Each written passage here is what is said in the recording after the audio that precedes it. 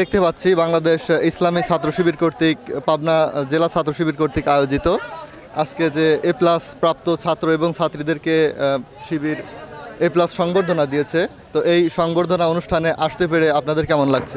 জি, এখানে আসতে পেরে আমরা নিজেকে অনেক ধন্য মনে করছি, কেননা আমাদের এই সাফল্যটা ইসলাম শিবির থেকে আমাদের আনন্দটা ভাগাভাগি করে নেওয়ার জন্য তাদেরকে মন থেকে জানে আন্তরিক শুভেচ্ছা। এবং তাদের এই মহৎ কাজের জন্য আমরা খুবই গর্বিত এবং আমরা ভবিষ্যতে তাদের দেখে অনুপ্রেরণা পাচ্ছি এবং আমরা ভবিষ্যতে এরকম কাজ করতে ইচ্ছুক হই।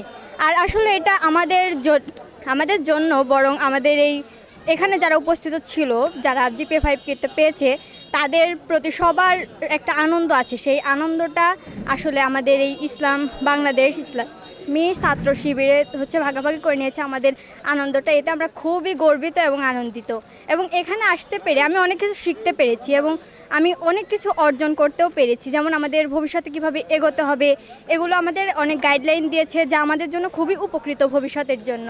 তাই আমি তাদের কাছে অনেক কৃতজ্ঞতা প্রকাশ করছি।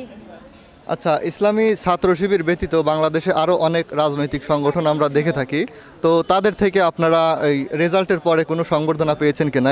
না, এর জন্য আমরা দুঃখিত প্রকাশ করছি না, বাট আমরা সেরকম কিছু পাই নাই। তবে আমরা ইসলামী ছাত্র শিবির থেকে অনেক কিছু অর্জন করেছি এবং আমরা এরকমটাই চেয়েছি বাংলাদেশকে, যারা ইসলামী ছাত্র শিবির যেরকম গড়তে চাই আমরা ঠিক সেরকমটাই গড়তে চাই এবং আমরা তাদের অনুসরণ করতে চাই।